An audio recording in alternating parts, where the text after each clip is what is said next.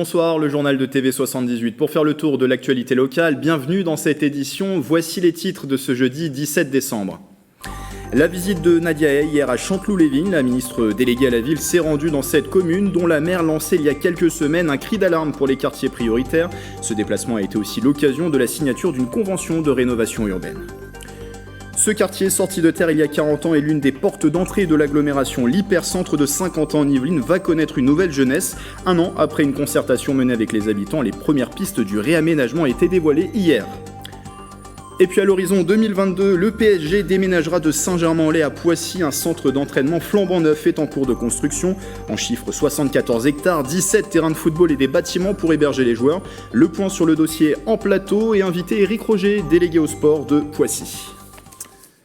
Mais avant de développer ces titres, le préfet de la région Île-de-France était à Trappes cet après-midi. Marc Guillaume est venu durant 3 heures sur place. Une visite sur le thème de la culture en compagnie du préfet des Yvelines et du directeur régional des affaires culturelles.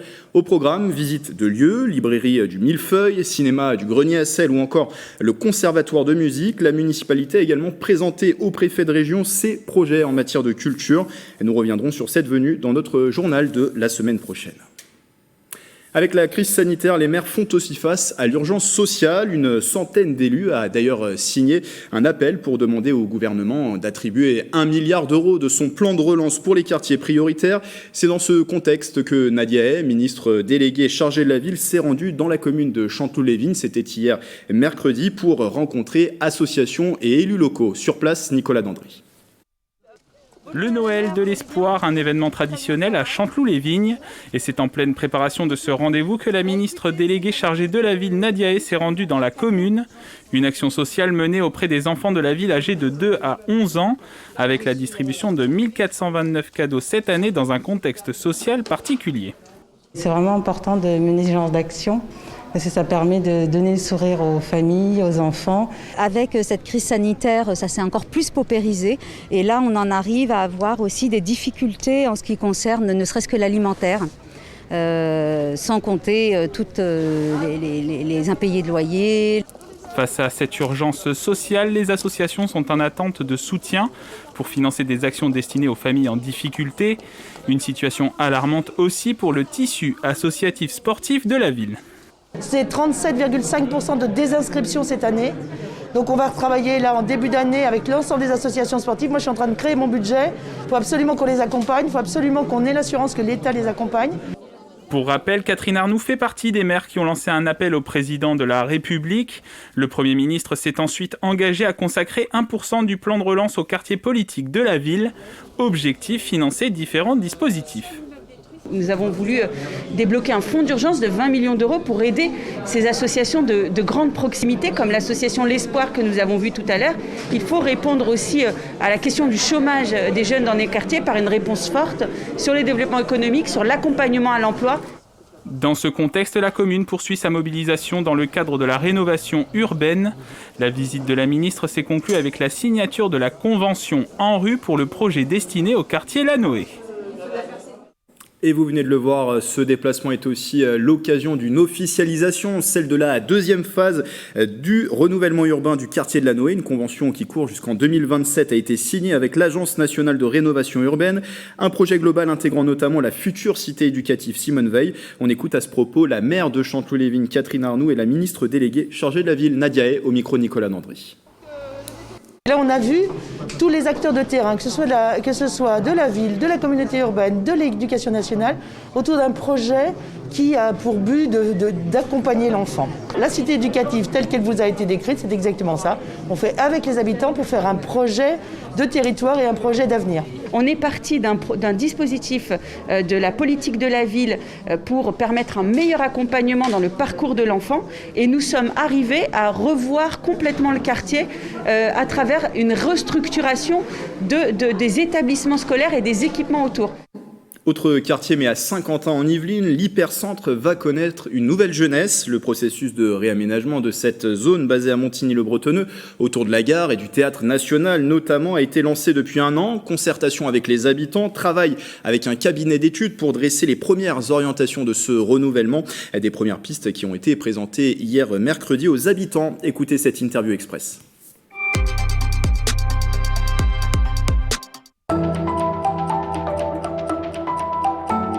c'est une des portes d'entrée avec sa gare qui est la deuxième gare du 78. On a aussi les infrastructures routières avec les sorties d'autoroutes. Il accueille aussi une part importante de notre activité économique, l'université, le centre commercial régional. Il fait aussi la charnière avec le futur site olympique du Vélodrome et puis avec l'île de loisirs.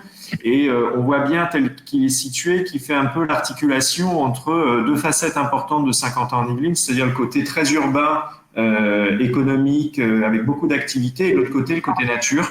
Donc c'est vraiment un point effectivement très important du territoire. C'est un quartier, vous le dites, qui date des années 80, donc il a bien vécu, et maintenant il a besoin d'être repris. Et puis à l'époque où il a été pensé, le parti pris d'aménagement qui avait été choisi était essentiellement minéral et privilégiait beaucoup l'automobile.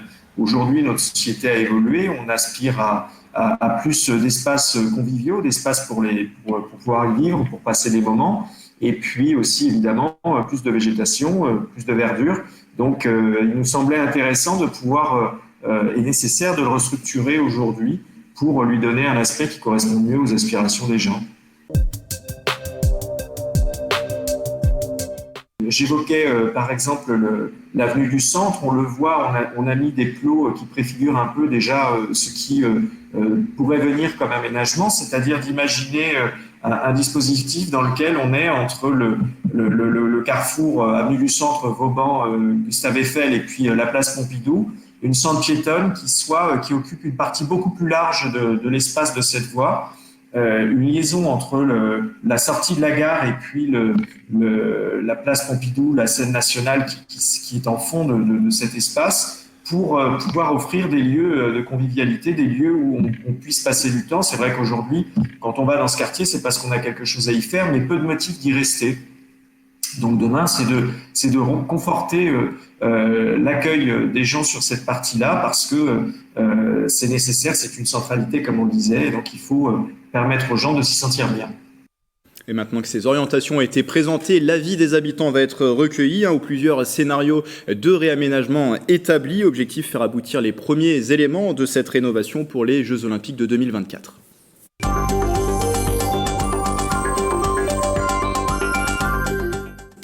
Et en parlant des JO, c'est officiel, la colline d'Elancourt sera bien un site olympique pour les Jeux de 2024. Le comité d'organisation des Jeux a dévoilé ce jeudi la carte définitive de l'événement. Le lieu saint-quentinois sera la base du VTT, épreuve un temps menacée par les organisateurs en raison de sa faible audience télévisée. C'est donc bien confirmé. Le projet est établi, la colline deviendra un lieu unique en Europe pour le VTT avec une boucle verte de 18 km, une piste olympique mais aussi une piste pour tous, des pistes pour tous. Le budget, un peu moins de 10 millions d'euros. Les Yvelines, pour rappel, qui seront un lieu important pour ces JO 2024. Golf au Golf National de Saint-Quentin en Yvelines, BMX à l'île de loisirs de Saint-Quentin, cyclisme au Vélodrome National ou encore des épreuves d'équitation et de pentathlon moderne à Versailles. À Poissy, le Paris Saint-Germain fait construire en ce moment son futur centre d'entraînement. Le club de la capitale va bien rester dans les Yvelines, lui qui est basé aujourd'hui à Saint-Germain-en-Laye. Et on en parle avec Éric Roger qui est avec nous par visioconférence. Bonsoir. Bonsoir. Conseiller municipal, on vous entend pas forcément en plateau. Je vais demander juste à la technique de nous mettre un petit peu de son en plateau. Alors je précise, vous êtes conseiller municipal de la ville de Poissy et délégué au sport. Avant de vous poser quelques questions, Mickaël Elmidoro est avec moi en plateau. Bonsoir. Bonsoir. Journaliste sport de la rédaction de TV78. Mickaël, ce centre d'entraînement est aujourd'hui en pleine construction.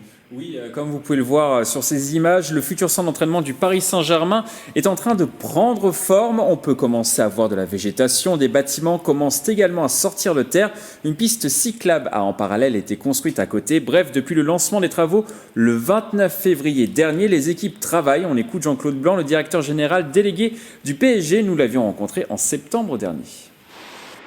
Il y a énormément de machines qui sont sur le site à Poissy pour créer les 3 grandes plateformes sur lesquelles nous viendrons construire le centre de formation pour les jeunes et le centre d'entraînement pour les professionnels. Et donc les constructions des bâtiments eux-mêmes devraient démarrer dans le courant de l'année 2021 pour s'achever au début de l'année 2023. Au total, le futur Training Center va faire 74 hectares. Il comprendra 17 terrains de football, dont un couvert. Il devrait également y avoir un stade de 5000 places. 150 sportifs de haut niveau seront sur le site quotidiennement. Le coût total, plus de 200 millions d'euros. Le prix d'un joueur comme Neymar, Grégory. Un beau projet pour la ville qui a dû batailler pour l'obtenir. Le PSG hésitait à quitter Saint-Germain-en-Laye, lieu associé à l'histoire du club de la capitale. Les joueurs étaient au camp des loges depuis 1970. Ils étaient même au camp des loges avant de jouer au Parc des Princes, Grégory, qui était alors en travaux à cette époque. Dès leur arrivée en 2011, les Qataris ont évoqué ce futur training center. Plusieurs sites étaient évoqués comme l'île de loisirs de Saint-Quentin en Yvelines ou encore la commune de Thiverval-Grignon dans les Yvelines. Mais les dirigeants ont finalement opté en 2016 pour cette zone située au bord de la Nationale 13, tout près de l'autoroute A13 et du centre hospitalier intercommunal. On écoute les réactions. C'est un projet qui valorise le territoire avant de valoriser la seule ville de Poissy. Avoir le Paris Saint-Germain sur 75 hectares avec 1000 emplois pendant la durée des travaux, 2 millions d'euros de taxes annuelles pour la communauté urbaine, oui, c'est juste exceptionnel. Il faut bien comprendre qu'une marque comme le PSG, savoir qu'elle est là, implantée dans les Yvelines, aura un retentissement international. C'est une publicité à 0 €. Donc c'est quelque chose de formidable.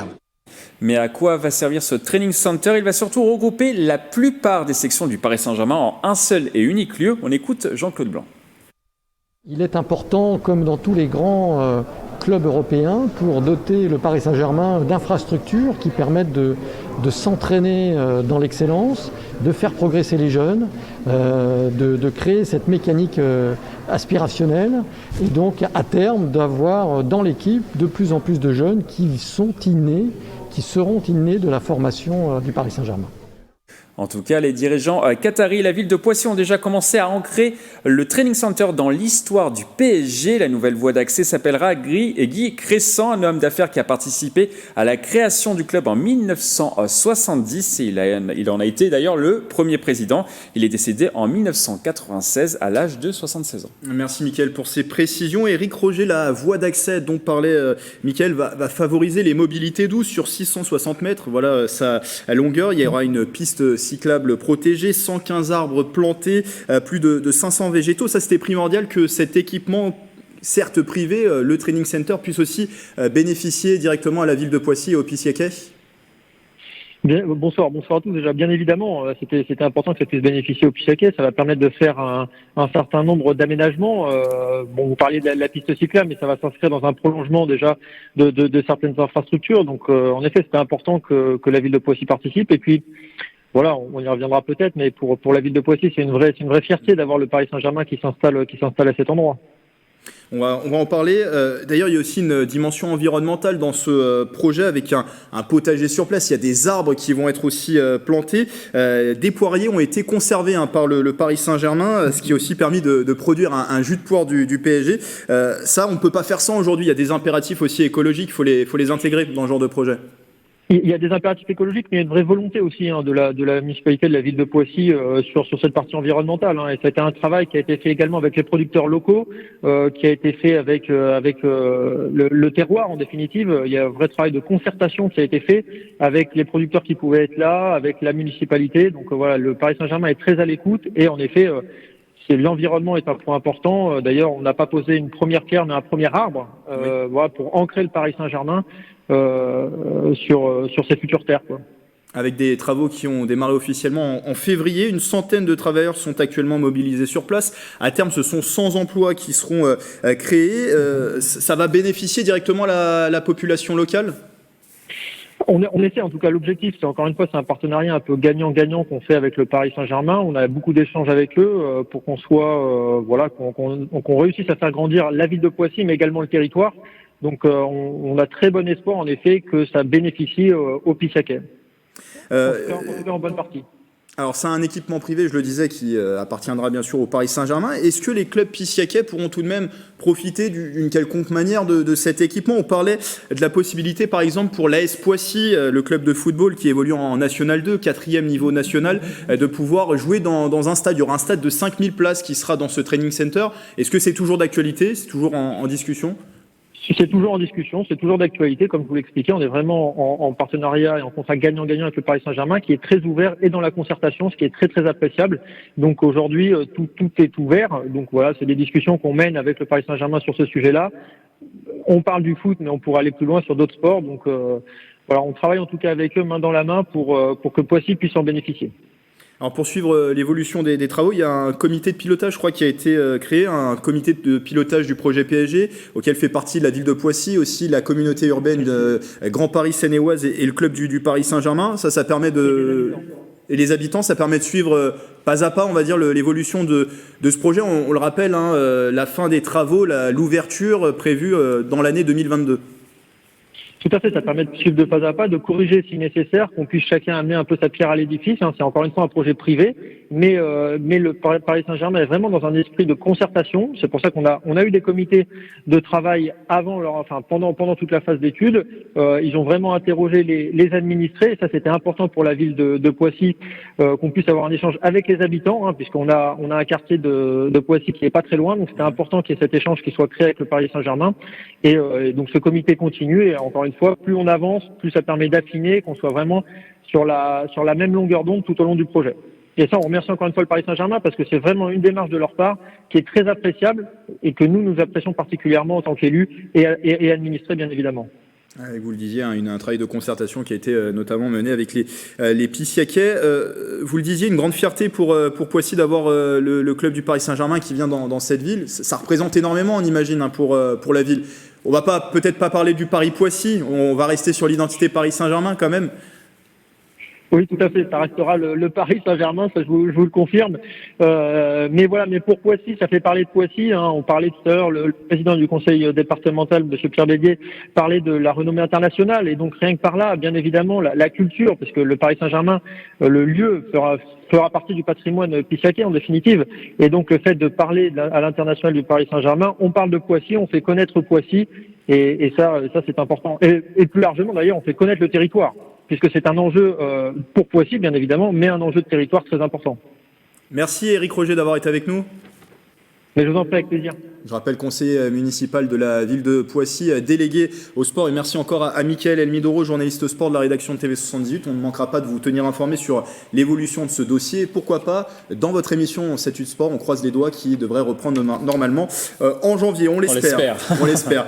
Dans l'actualité également, à proximité de l'autoroute A10, le parc multimodal de Longvilliers a ouvert ses portes. Ce lieu accueille une gare routière, une aire de covoiturage et permet de laisser sa voiture sur un grand parking, et ce gratuitement. En plus, des partenariats ont été créés, notamment avec la gendarmerie et des producteurs locaux qui viennent vendre directement leurs produits sur place. Patrick Jacques de Dixmude et Astrid Bergère. C'est une première en France sur le réseau autoroutier. Le parc multimodal de Longvilliers est désormais accessible aux usagers. À côté de la sortie 10 de l'autoroute A10, il est à 40 km de Paris, c'est un lieu stratégique. Il s'agit en fait de mettre à disposition des parkings gratuits qui permettent aux usagers de l'autoroute et à ceux du territoire qui habitent aux environs de ce parc multimodal de venir sur le parc, de garer leur voiture et ensuite de profiter d'autres modes de transport qui peuvent être du covoiturage ou des transports en bus, puisque le bus ensuite part sur l'autoroute. Mais ce pôle n'est pas uniquement un lieu de transit, des partenariats ont été mis en place. Et puis on a ancré ce projet dans le territoire en nouant des partenariats avec la gendarmerie qui est là et qui va passer régulièrement sur ce pôle et pouvoir rencontrer les usagers. Des partenariats également avec les agriculteurs de la chambre d'agriculture locale qui vont vendre ici des produits à destination des usagers. Les producteurs locaux seront sur place plusieurs fois par semaine. Mais même s'ils ne sont pas là, les usagers peuvent récupérer les produits commandés ou acheter directement sur place grâce à une borne dans des casiers fermés. C'est une vitrine, c'est une façon de faire connaître et de redonner aux gens, de façon facilitée, le réflexe du local. Mais en leur facilitant la tâche. Parce que souvent, c'est pas simple, il faut aller dans plusieurs fermes, il faut passer beaucoup de temps. Là, on leur apporte un peu tout ça de façon groupée. Le pôle multimodal propose d'autres services, en plus des sanitaires, des machines à café ou encore un espace de coworking. Un espace de détente est présent avec des livres à disposition.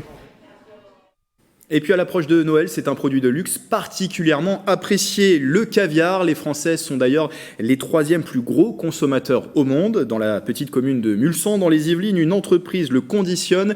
Les produits sont ensuite vendus dans les plus grands hôtels. Le reportage de Mickaël Elmidoro. On peut trouver de l'or noir dans les Yvelines. Le comptoir du caviar basé dans la petite commune de Mulsanne a pour fonds de commerce ses œufs d'esturgeon. L'atelier qui emploie une quinzaine de personnes est installé dans le département depuis 30 ans. Les Yvelines parce que le fondateur du comptoir du caviar, qui a donc cédé son affaire, était un Parisien qui s'est installé là parce qu'il aimait beaucoup la région. Et voilà, donc il jouait notamment au golf. Et c'est un environnement tout à fait exceptionnel pour travailler. Avant d'atterrir à Mulsanne, l'objectif de l'entreprise est de sélectionner les meilleurs caviars du monde. Pour cela, les responsables travaillent essentiellement avec des fermes françaises et d'Europe de l'Est. Le produit est ensuite envoyé dans les Yvelines pour être affiné et conditionné. Entre le moment de la pêche et son optimum, on va dire, de maturité de goût, en général, on compte 6 mois. Et le caviar évolue. Mais il va falloir le surveiller dans ces boîtes. Donc on surveille avec attention les boîtes, on les retourne, on enlève l'air éventuellement qui peut s'être... voilà. On les goûte régulièrement afin d'offrir au client final un caviar à parfaite maturité. La société produit également dans ses 700 mètres carrés du tarama fait à base d'œufs de cabillaud. En ce moment, pour les fêtes, la production a doublé. 10 000 verrines sont produites chaque jour, ce qui en fait l'un des best-sellers de la maison. On n'a jamais vendu autant de tarama, notamment au moment du confinement, parce que c'est un produit très festif, très plaisir, ultra gourmand. Et les ventes, finalement, se sont envolées. Donc ça, c'est vraiment un produit qui fonctionne très bien et qui n'est pas saisonnier. Une fois prêt, une partie des produits est ensuite vendue dans cette boutique parisienne située boulevard Malesherbes, une vitrine pour la marque ouverte depuis 2016. L'objectif ici est de démocratiser le caviar en racontant son histoire. Comme vous allez pouvoir retrouver sur notre mur derrière, on explique les 3 espèces principales avec lesquelles on travaille, comment ça se passe. Ça se passe aussi par le fait qu'on propose aussi systématiquement une dégustation de nos produits pour que les gens aussi puissent avoir les explications mais aussi l'expérience en même temps. Le caviar de la marque se retrouve également dans les épiceries fines, dans les grands hôtels et restaurants français et à l'étranger. Si vous voulez tester, le premier prix est à 23 € les 20 grammes. C'est la fin de ce journal, merci de votre fidélité. Demain vendredi, vous retrouverez Éléonore Sinoquet pour une nouvelle édition. Et dans un instant sur TV78, ne manquez pas un nouveau numéro de Si on rentrait, c'est l'émission qui vous occupe à domicile. C'était le cas pendant le confinement et on continue pendant cette période de couvre-feu. Belle soirée avec TV78.